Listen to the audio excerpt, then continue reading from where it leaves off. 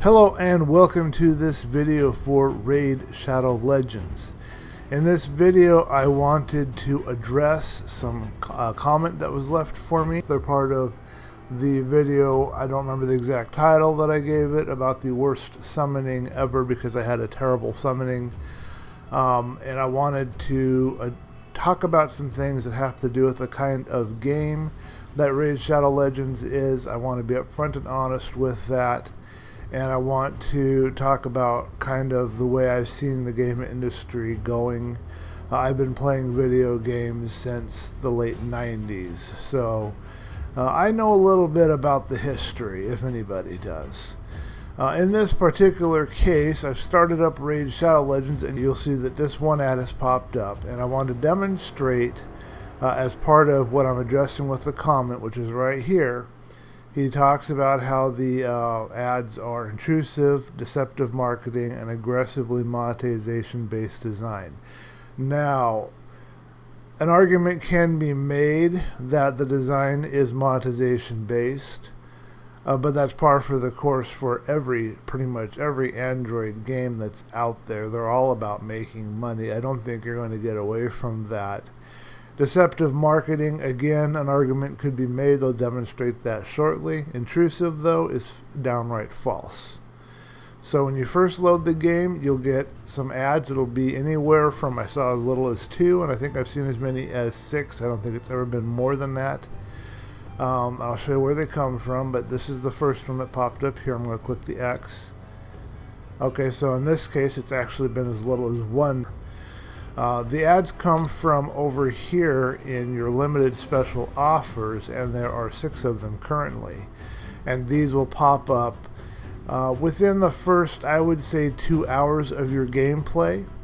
And they will only pop up here on the Bastion, your home page. They'll only pop up here, and they will only pop up once when you're initially loading the game, and I think only once on your return to this page after you've played the game for anywhere from 30 minutes to an hour or so. I don't have an exact number on that, but I've noticed that sometimes there'll be a batch of ads. I'll click them off, I'll come back here, and then another one will pop up. They have actually ramped up how the ads, how the frequency of the ads will pop up when you return to your Bastion page. I don't think it used to be quite as many that they would throw at you when you return. It could be anywhere, even up to 3 times on your return to your Bastion page, you'll see them. But the point here is that the ads aren't really intrusive because they're just here on your Bastion page. You're not doing anything here. This is your home page. You're just going to go from here to somewhere else. And if you are aware of the fact that the ads are going to show up when you come back to this page or when you first load the game and you arrive at this page, then you know to be ready for them to pop up. You wait till they do, you click the X, you give it a couple more seconds, make sure they're all done, and then you just go about your day. So it's not a big deal. If you're here in the portal, you will not see ads. If you're here in the Great Hall, you won't see them. You won't see them here in the tavern. You won't see them here in the sparring pit. And the reason why I'm showing you these areas is I have another reason for that too. They're not here in the gem mine. They're not here in your marketplace. They won't be here in your news or your progression rewards or any of this stuff that you have. You won't see it anywhere. You will see red dots occasionally on like the referral program because they want you to click on it and be aware that you can refer people because they want to get more people playing the game, obviously. But it's just a little red dot. It shows up here in the corner and you just click on it and then it goes away. If you're OCD, you might click on it, otherwise you might ignore it. It's here on the champions because it's showing me there's champions that need gear that need gear or need gear to be upgraded. And it'll show a red dot here if I have gotten anything from any of the tournaments or events or whatever's going on. If I've done enough, earned enough points, the red dot will show up. And I'll see red dots also in the clan boss area if I got rewards there. I'll see them here in the index if I have a new champion, here in the clan if I have clan rewards, and here if I have any kind of progression. You see that we have progression missions. See, we have quests. These cycle daily, weekly, and monthly, and they're usually the same. And you see that we have challenges. and you have 4 groups of tabs of challenges, and you have multiple sets within these groups. So this one is 5, so I think that means that there was 5 sections or 5 chapters here that I've completed. I don't know if I'm right on that, but I think I am. It says part 5 of 5, so 5 parts. So that's all of the type of stuff that you have. One of the other things that this guy has said, and he edited this comment later, so this is not his final comment. He edited and shortened it, but I was able to see the original at YouTube, and I got the words, and I wrote it down exactly as he posted, except I have one spelling error right here. I think it was an if, not an of. But he says it's not a game. Well, I just demonstrated that you have multiple things that you can do here and play at. And what is a game? Well, I think we all can agree that a game is something that you play. Well, you definitely have things that you can play. You can play over here at summoning champions. I mean, that is a form of play. It's just like pulling cards or collecting cards or whatever in a card collecting type game. You could play at fusing a champion. Or you could play at this, they had this Fragment Summon event that I actually went through and I got. It's like completing a puzzle in that particular case. You could go over here and you could play at the campaign. You have all of these modes that you can go through: normal, hard, brutal, and nightmare. That's going to take you a long time, and you get rewarded, as you can see here, as you progress. There's 5 parts to the rewards that you get here in nightmare. And I believe it's 5 parts for all of them. Let's see if that's true. And you can see an example of what I got at the last part, but you don't even see the other 4 parts that I got. So you're constantly getting rewarded. And doesn't a game kind of reward you in some way or another if you play it or complete things? Well, this thing does that. You've got dungeons here. You can play in any of these dungeons that are open. These kind of cycle based on whatever calendar they've got. So the Arcane is always open, and these kind of cycle around. And right now it's the Magic Keep. These are always open. And sometimes they'll have events that give you additional rewards or points for defeating these. This one will give you scrolls to help you unlock masteries on your champions, so you can make your champions even stronger than they already are. All of these other ones will get you gear. Get you what they call artifacts, which is basically your armor. So you've got gloves, you've got boots, you've got chest, you've got helmet, you've got a weapon, and you've got a shield.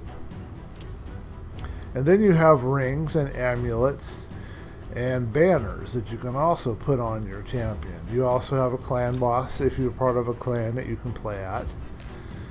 So this is all of the things. You got faction wars as well. This is another area where you can take certain factions of champions. This is very challenging, but if you're looking for an extra challenging part to the game, then this will suffice, because you got to take only certain champions that you have and take them through the ringer here in these different battles, and they also have some kind of a calendar that they work on, and only certain ones are open on certain days. All of this you can do. So I think that we have satisfied anyone's definition of a game.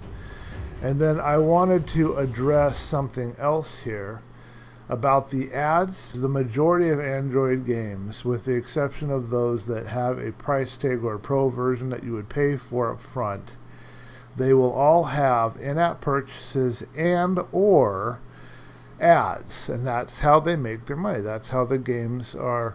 You get this game for free to play, but you have to tolerate those things. And I pulled up here Google Play because I wanted to drive a point home. Here is part of the app page top charts over Google Play. Here's Pokemon Go. We've got in-app purchases. Here is Coin Master, whatever that is. We've got ads and in-app purchases. Here is Candy Crush Sega. I know people play this kind of thing all the time. Ads, in-app purchases. That is even less you can do there than you can do in Raid, as far as I know. Here's Roblox, which is similar to Minecraft, in-app purchases. So forth and so on. Here is a RPG, in-app purchases. Then over here on the free games, so these are games that are free and that they're part of the top categories. You've got, let's see, we've got Fruit Clinic. Again, ads and in-app purchases. I think I've made my point pretty clear.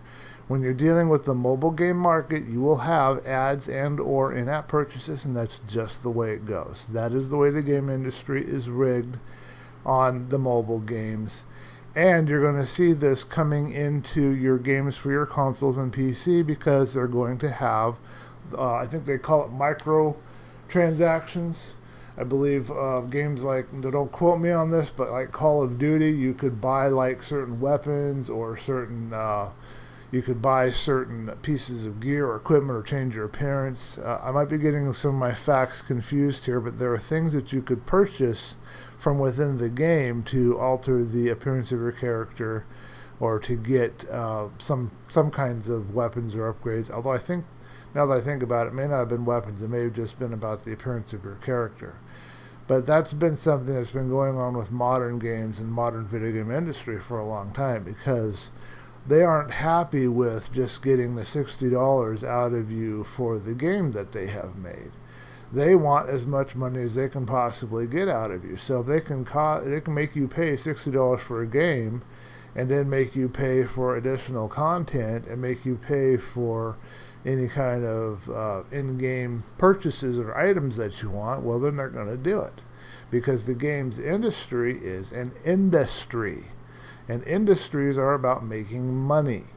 That's just the way it is. We live in a materialistic society. Everything is about making money.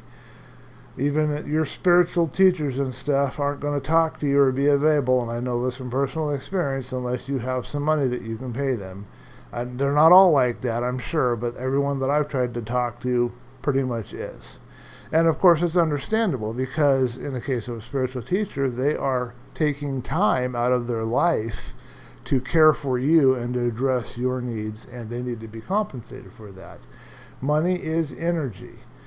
These people put energy into creating a game, and we pay them through the energy of currency for their efforts, and they continue to profit from their game, the work that they have done, as long as we continue to play it. As long as we're playing the game, we're getting something out of it. You know, we've got to give something in return for that, and what we give in return is currency. Or in the case of ads, we're giving our attention to something that we may not necessarily want to pay attention to. I just wanted to make sure that that was clarified here. Yes, Plarium does not care about progressing or contributing to the video game industry. I would like you to name one video game company that does. Now, I know there are some video game companies and video game creators that are making things because they love their game that they're making. It's a project that they're passionate about. I believe Psychonauts 2 would be a good example of that.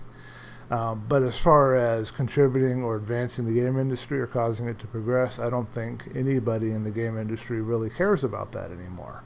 Now, I could be wrong on that. There might be some push by some companies for VR, which would be the next logical step, getting us onto VR.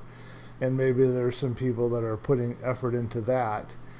But I'm talking as a general rule, no.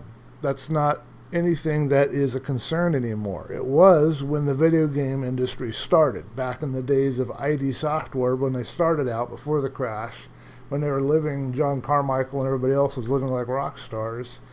You know, they were trying to figure out how to make the Windows operating system, how to work with that and make a video game, and they ended up making Wolfenstein and Doom and Quake.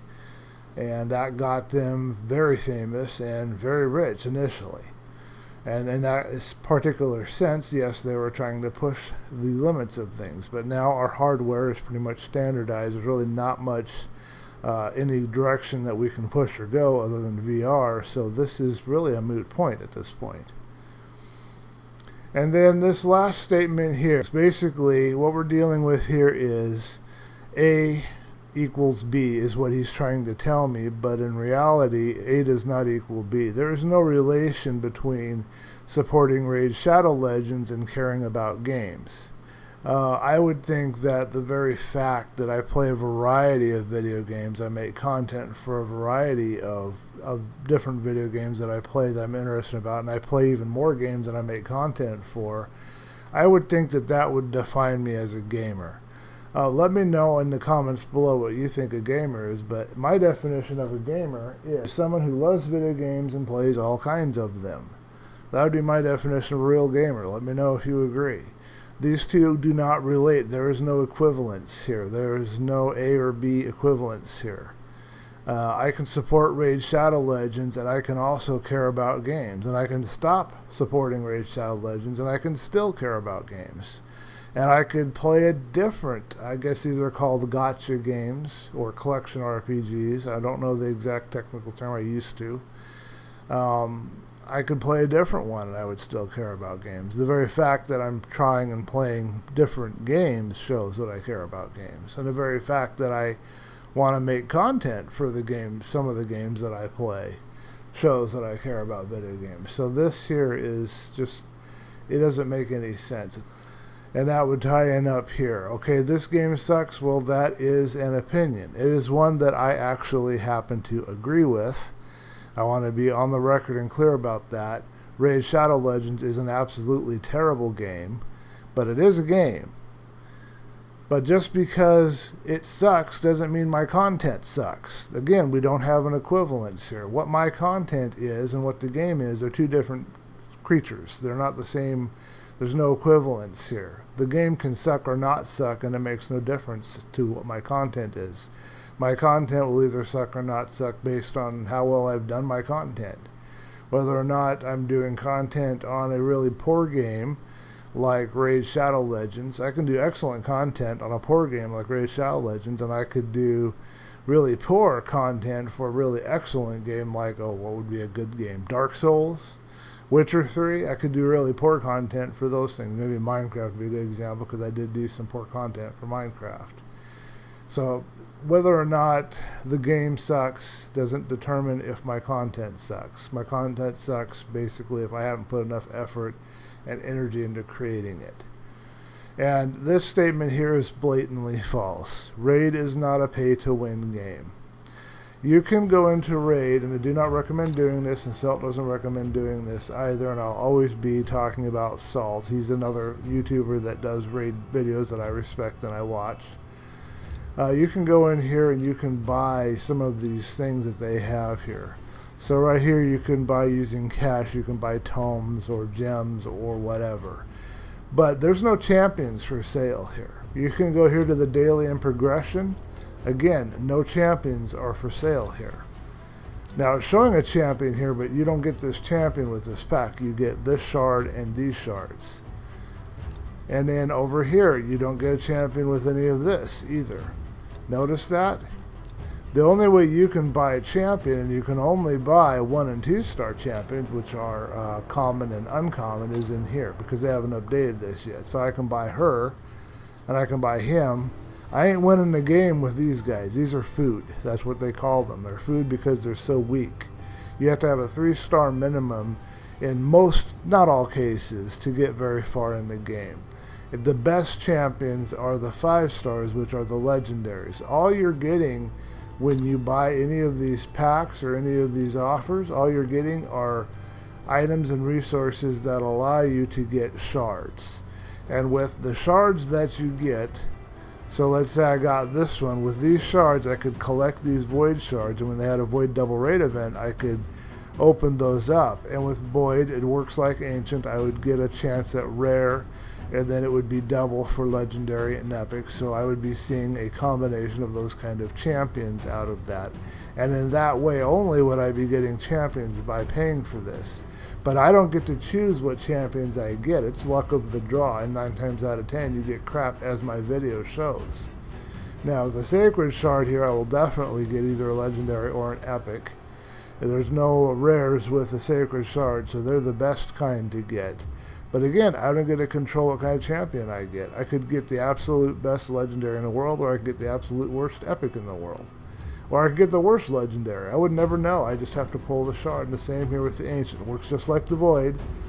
I have all these chances, and that's all these really are, chances to get something good. And so far, I haven't been getting anything good since the double raid event before the last one. So that right there shows and proves that this is irrelevant. yes, you will have, if you pay lots of money, if you pay, let's say you're somehow one of these really rich gamers and you can pay or afford to pay thousands of dollars a month on Raid Shadow Legends, and you love the game that much that you want to put that kind of money into it. By doing that, you will increase your odds of getting good champions, because you will be able to get a lot more shards, a lot more energy, a lot of the things that will get you more shards. And those shards, the more of those you have, the more chances you have to get something good. It would be just like, let's use, just out of the blue, because they talked about this on a video I watched recently. Let's talk about Charlie the Chocolate Factory, and you had that one girl who bought, you know, how many hundreds or thousands of candy bars and opened them all up just to get her golden ticket. Well, yeah, you can buy, you know, you can get yourself hundreds and hundreds of different shards, and that'll increase your chances that one of those shards will pull something good. But there's also just as good a chance that you'll open every single shard and you won't find your quote-unquote golden ticket. You won't find anything good at all. So you can't really pay to win. You can only pay to increase your odds of getting better stuff. And even if you got better champions and you got better gear, unless you really put your mind into the game and learn how to play it and work with the context of how the game runs, you're not going to be able to win. I mean, and what would you win anyway? You would win maybe more shards, more silver, more energy or whatever. You win more points. You might win some more characters. You can win characters if you do events and challenges and stuff. Sometimes they'll have characters for you to get. But you're not really winning the game. There's no real winners or losers in Raid Shadow Legends. There's people who get lucky and pull a legendary and are having a slightly better time with the game, because now they can access areas they couldn't access before, because now they've got a more powerful character to work with. And then there's people that have a huge stable of legendaries and have beaten all the game, and what do they have left? I mean, they've already beaten everything. All they've got left is faction wars, if that. So they didn't really win anything either. There's no real winners or losers in the game. There's just, you know, good luck and bad, I guess, or luck of the draw is basically what's going on. Autopilot, I need to demonstrate that this is not an autopilot game. I'll be clear about that. And hero collecting, well, that depends if you like card collecting games or hero collecting games or item collecting games. What do you do in Minecraft? You collect blocks. If you like any kind of a collection kind of game, what's Pokemon? You're collecting Pokemon. Well, then I guess that's subjective depending on what you like to play, but in Raid it's collecting heroes, and I don't see a problem with that. I kind of enjoy that. It's kind of cool to think that maybe one of these days I'll get the Nicholas legendary, because he looks kind of like Santa Claus, and I'm a big Santa Claus fan, so what can I say, you know? When I was a kid, I used to collect baseball cards. Same kind of a concept, you know. They make these cards, put in a cheap stick of gum, wrap it up, get a couple of dollars out of each pack, but they've only actually spent maybe less than $1 to make the pack of cards. And if you're lucky, you get an MVP or you get a rookie or whatever. When I was a kid, we would trade baseball cards, you know. If you had somebody that liked baseball cards like you did, we'd trade them back and forth. But, you know, there's no real value there, and there's no real value in Raid. Raid is just like in the old MMORPG. There's nothing being saved on your hard drive. You have no control over anything. You have the stuff that's tied in with your account. It's all saved on their server, and that's just the way it is. And that's the way a lot of games are going these days. And if you don't like it, well, that's perfectly fine, but all you can do is get yourself some old consoles and play old console games and just avoid any of the new stuff, because that's what you're going to run into with a lot of the new games. There's just no way around it. So let's talk about this last thing here about the autopilot. Now, normally when I do videos, the way I like to play is I like to control. I would love to do clan boss, but it would take too long. I like to just put it on autopilot and not take control of the character, because I'm just doing these videos. But in this particular case, let's see, I need something fast so we can end this video and call that a good day. So I'm going to go here to Brutal. I'm going to go to Brimstone Path. I'm going to go to the first one. He needs to level up a little more, so I'll work on him. I'm going to go to Start. I think I've got it on 2x, but I don't know if it'll actually run faster if it's not on autopilot. But this still should be pretty quick. I'm going to take it off auto, and I want to show you. Okay, now I have a choice, and I can go through here and I can decide what I'm doing. So she has a resurrect right here. She has a attack all enemy AoE right here. And so the strategy here is to figure out what attack would be the best thing at this time. Well, I'm going to save the AoE and I'm going to use her main attack on this one because this green means that she is weak to my affinity. Okay, so there you go. That's one down. Okay, so now we've got this guy. I want to save this shield for later. This is an ally protection and increased defense. So I'm going to use his attack, but he doesn't have anybody where he has a strong affinity, so I'm just going to attack this one. Okay, now we've got this guy. Nobody has a shield, so this is a good time, I think, to use my AoE of the chain here. And because they're all the same affinity, it won't do a huge amount of damage, but it will wipe out just about the end of this fight. Choose strong affinity over this one. I'm going to do the basic attack. I'm not going to do the Bastion of Faith. I'm going to save that for later, and I'm going to save her AoE for later. So here we go. Now we're going over here. Now that would just happen. That is her passive skill. She has a passive heal that she does on her own. You don't need to be controlling passives because there's no penalty or cost to that. You only have to worry about the penalty or cost to your attacks with your main ones. So passive is like a bonus extra thing they give you, which is kind of nice, I think. I'm going to attack this guy. And then I've got this one here. This is what I like to use when somebody has a shield or some kind of buff. And instead I'm going to use main attack on this guy.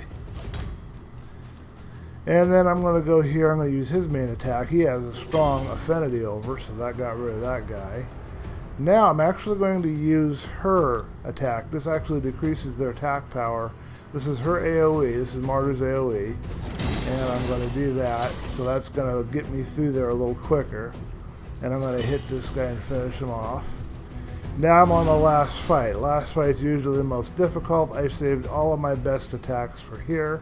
I'm going to start out big with Sile of the Drake's AoE because she also has a strong affinity over all these guys. I'm going to go ahead and use his Wave of Destruction, and I think I'm going to aim it at this big guy. Wave of Despair, excuse me. I'm going to shield everybody up here, so they're all ready. I'm going to shield everybody up again with her, and now when they attack, I get an extra attack because there's a counter attack. That's what this double sword symbol is. So every time they attack, my guys attack, so I get a bonus attack. And in that sense, yes, there is an auto, but it's a bonus type thing, just like the passive. I'm still in control of this fight. I tell it what's going to happen. Except if I get a provoke, which is a red symbol, looks like a bull's head with horns. If I get that, then I'm not in control. I can't be because I'm provoked, so I have to attack the character that provoked me. This is her resurrect kind of. I don't need to do it. As you can see, I'm doing very good here. And I'll kill this one with one hit, and we're done. And I got myself a 5-star artifact. I can click on it and look, and it of course is a flat stat because it's a weapon, and it's RNG as to what kind of substats I will get, but that's pretty good. I've got 10,000 silver, I've got a 5-star weapon here, and I've got some experience for Jareg, and that shows you right there that this is not autopilot. What was his exact phrase? We'll go ahead and we'll quote it without the swear word. Autopilot gotcha, and then I guess that's just all he says about it there. That was his original, as I said. He edited it later. Anyway, I just want to demonstrate that yes, okay, whatever they call this sort of game, Raid is a mobile game, although you can also play it on your PC. I'm currently playing it on Windows 7. I think I have it on Windows 10. It is a mobile game, and there's not a lot here as far as an RPG goes. My definition of an RPG is you have a world to explore. There's no world here to explore. There's defined areas you go into, you do your stuff. This game is good for like I don't like to use the word time waster, but let's say you're in college. I was for a little bit, and I graduated, of course. I should make that clear. I didn't just leave. But sometimes when I had just a short period of time between classes, I would play a game called Mecha. That game was, I believe it was put out for free. It was a free game, but you could donate, and I donated to it because I wanted to support the creator. I really enjoyed the game, and I would play and play one of those little puzzles in between classes. Well, that's what this kind of game here is good for. You play this in between classes. You play this when you're waiting somewhere. You play this on the bus when you've got a 40-minute ride home and you want to have something distract you from everything going on around you. You play this. It's good for that sort of thing. I play it when my parents are watching TV and I'm not necessarily interested in what they're watching. So it has its place, but as far as any kind of a groundbreaking game, as far as a classical RPG that you can explore a world or any of that, no. And as far as any kind of control, anything that you can say that you own or claim that's on your hard drive, no. It's all saved on their server. It's tied in with your account. But I wanted to make sure to give Raid a fair shake here. I mean, this comment... you're entitled to your opinion, obviously, and I don't want to be calling this guy out. What I'm trying to do here is show logically and reasonably and calmly as possible exactly the truth of what Raid is, make my opinion clear on it, and give Raid a fair shake. Plarium actually does work very hard on this game. For those just starting out and playing this game is very rewarding. You have 3 sets. I believe, if my memory serves me correctly, 3 sets. Each set covers 3 months, 30 days. At the end of each set of 30 days, you get 1 champion. You have a total of 9 champions that you can get for free and a lot of goodies just for logging in. You can see an example of the latest one that they did right here. At the end of this login period, I'm going to get this champion. At the end of this one, I'll get this one. At the end of this one, I'll get this one. And Salt says it doesn't have to be consecutive days. So whenever you come back and play again, it'll say it's the next day. So you don't have to worry about, like with something like Transformers Forged to Fight, you miss a day, oh well, you lose it. And you lose everything. They haven't done that with Plarium has been reasonable about that. As far as I know, that's how that works. I haven't tested it. I don't really have the courage to try because after I've had so much bad luck, if something like that happened, I'd be upset. But I'm pretty sure Salt knows what he's talking about. But it's nice to have those rewards when you're first starting out. You're going to really get a lot out of this game. I got a lot out of this game for the 6 months that I played it. And I think I've said I may have spent about $100 on it total. I don't think I spent any more than that. And I could actually sit down and crunch the numbers and get back to you, but I'm sure I'm about right on the numbers on that. So for what I've spent and the time I've put into it, I think I got fair value out of it. And Plarium is constantly updating it. They've added new stuff. They're adding new stuff. They added this recently, this Tag Team Arena, which I absolutely hate, which I'll again be in another video. But you've got all of this new stuff here that you can play around with, and you've got this bazaar where you can collect these bars and you can buy stuff. This is all new content. They're fixing bugs all the time. They're going to maybe do another clan boss, so I keep hearing. There's going to be another part to the dungeon here that they've been talking about for a while and haven't gotten to yet. A void tower or something, so I've heard. You know, they're doing events all the time. When things get broken, they fix it. When they give you updates, they actually give players some gifts in their inbox when they update the game, and you have to update it. They actually reward you just for going through with the update. So I think overall, as a company, Plarium is being very nice with how they're doing the game. I think you could do worse. I did worse. I played Transformers Forged to Fight, and the company behind that could care less about you or anything you want. They don't add anything new to it. It is completely stagnant, completely dead, completely frustrating, and completely worthless, in my opinion. And all of this should be considered, except for the facts that I've pointed out, an opinion piece, because I'm no authority on any of this. But overall, I think you're getting good value here. You could do worse than a company that's actually working on and supporting and caring for their game and its players. If you liked what you saw here, please subscribe. Comment if you have any comments or suggestions in the comments below. Thumbs up if you liked it, thumbs down if you did not. If you give me a thumbs down, please also give me some feedback so that I can improve. Appreciate it. See you guys in the next video.